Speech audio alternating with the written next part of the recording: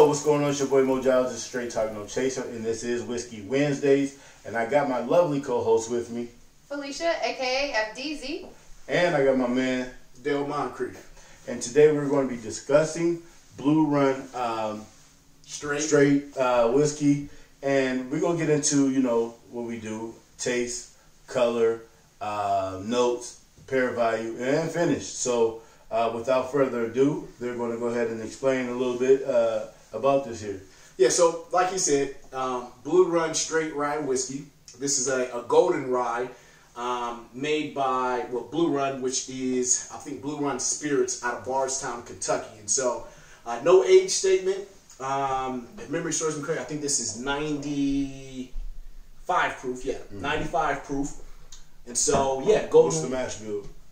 No mash bill was disclosed on this, so they're keeping it in house. So we don't know if it was made somewhere else. They're not disclosing. So okay, there it is. And so as we always do, let's get that glass up. There you go. So FDZ, talk a little bit about that color. What do you see? I thought we were coming together. Not yet. Okay. We gonna get there. You know what? It's giving me a lovely autumn glow. Like it's a nice golden, toasted, light toast stuff. Okay. Yeah. Mm-hmm. Yes, it's not as dense as I would think for rye, but it's not bad actually. It's not. It's not bad. So yeah. For Mo, how you feel? It's a light copper. As you said, it's not as dense, but okay. So are we going to just give a rating on the color? How do you feel for the color? I'm not super thrilled about it. Like just looking at it, wouldn't think that there was a lot going on. So I'm gonna give it a 4. A 4. Yeah. Harsh ratings. Okay. For Mo, I would almost give it I'll give it a 6. 6. Okay. I'm gonna give it an 8. It's nice and ambery. I just don't think you're going to get much darker from a rye, especially without knowing the age statement. So it's kind of hard to say because you just don't know how old it is or it's not. That being said, salud. Salud. Cheers. Cheers. Oh, I got you. The nose on this. Yeah, now, I know. I was looking at it. It said on that nose you're supposed to get some graham crackers. Yeah, is it a pear syrup in there? See, all I smell is marshmallow, oak, and golden honey, and of course your typical, fruits. How about you, FDZ? Yeah, I'm definitely getting that too. It does have, I like it though. It's it's a pleasant fruitiness. It doesn't smell like it's really sweet, but right. it has a faint sweetness to it. And it's not coming off extra strong either. No. I almost feel like I smell some apples. Yeah, dried fruit, the apple, apricot, the usual. Okay. So what you gonna give it for that nose? Actually, it's a 10. It's nice. It's a nice smell. I like it. Yeah, I enjoy it. I enjoy it as well. Friend Felicia, what we giving? I'm tinning the smell as well. Tinning the smell. Tinning the smell. We're coining that. Okay. I'm gonna give it an 8. I don't think it's perfect, but it's good. Okay. It's good. All right. Well, let's get to it.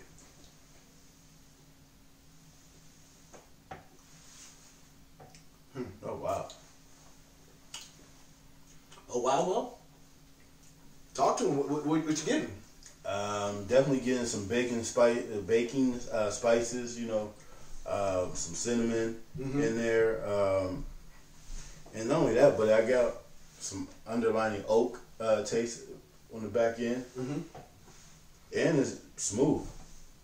It from beginning to finish, man. This is good. Yeah, I'm getting a honey graham cracker. And you could definitely. It tastes like it smells. Mm-hmm. I could say that. Smelling it. It makes me appreciate it before I try it. I'm anticipating what it's going to taste like, and I'm not disappointed with the flavor. Yeah, I'm not at all. So what you giving it? I'm gonna give it a 9.5. 9.5. You can't give up 0.5s. There's no 0.5s. I mean, okay. Well, then I guess it's gonna get a 10. It gets a 10. Okay. Yeah. Okay. All right. Fremont? It gets a 10 from me too. It gets a 10. Mm-hmm. 6. Really? It does taste like it smells, but it's just okay for me. Now, is that a preference, like based on your palate? That's absolutely a preference, and I'm glad you brought that up because it's one thing we always talk about. These are our preferences and based on how we taste. I'd actually like this to be a barrel strength. I think it would be phenomenal at a higher proof. To really get all that richness that you're smelling and those complexities, I'd like to really feel that fullness come through. It's the only thing it's the only reason why I give it a 6 on the flavor profile. And on the finish, I'm gonna give it a 6 as well. The finish is this straight dry fruit for me. How about that finish for you? I give the finish a 10. A 10 as well, okay. I'm going with you on this one. I mean, I really enjoy this, actually. Do. I mean, like, straight out of the bottle, that's good. Yeah. Okay. It's good, yeah. Yeah, so as you see, people, we don't always agree, and there's varying opinions. So, I mean, Felicia, what you going to do for that pair value? Oh, the pair value. I think, like, pairing this with food or a cigar, I give it an 8. Okay. I don't think that this is something I necessarily would, because I feel like if I were to pair this with a cigar, the cigar is going to overpower it. And I don't know that it would complement it very well. See, and that's when I talk about that richness, that's exactly what I'm talking about. Yeah. I think at a higher proof, you'd be able to maintain some of that complexity, some of that richness from a pairing standpoint. If it had more body. Yeah, exactly.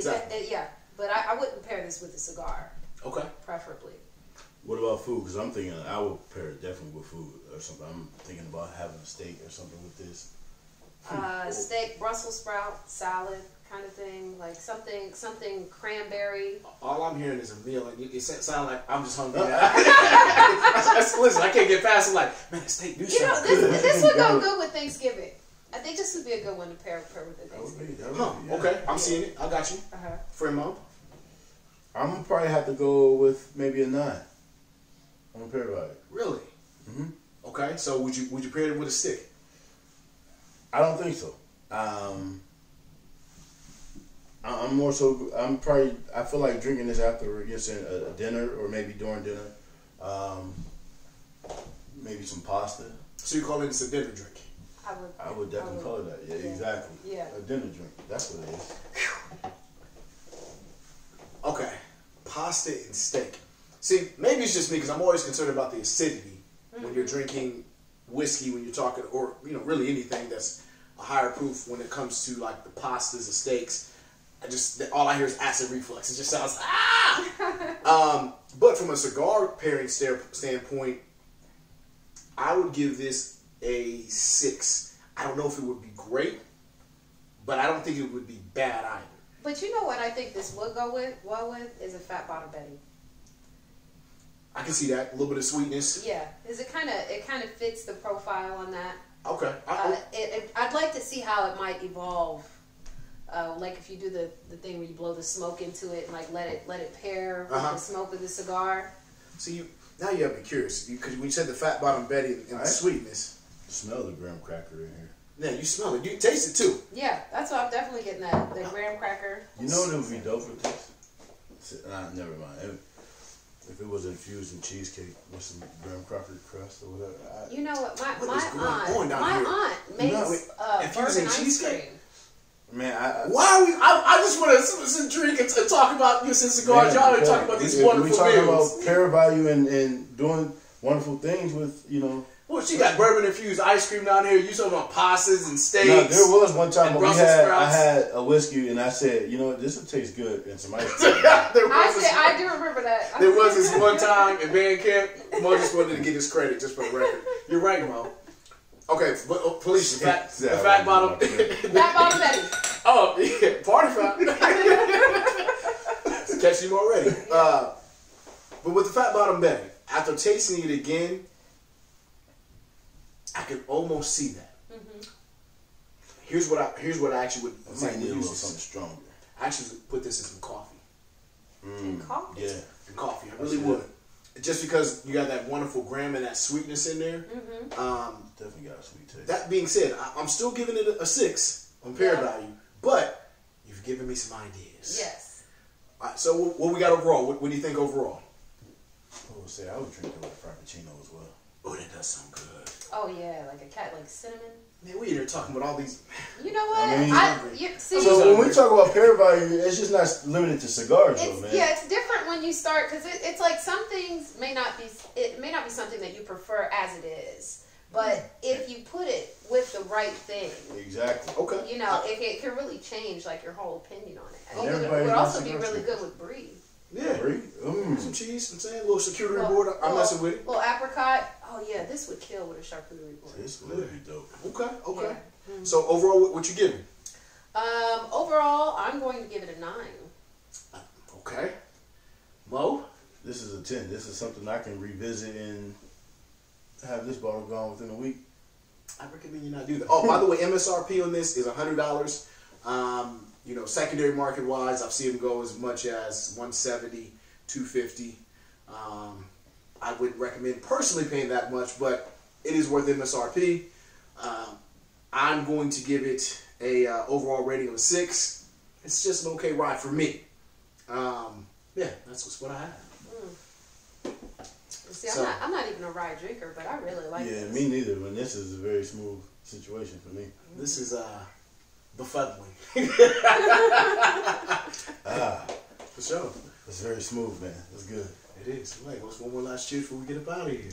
Oh, one more thing. We forgot to mention What's that? that this actually won gold at the San Francisco World Spirits Competition in 2021. It did. It did. So Nice. highly rated. I just don't think it's that great. That's just a me thing. Just so we're clear. San Francisco does. Well, folks, this is Straight Talk No Chaser, Whiskey Wednesdays. I am Mo Giles. Dale Moncrief. FDZ. We are signing off. Until next time. Peace. You stay classy, San Francisco.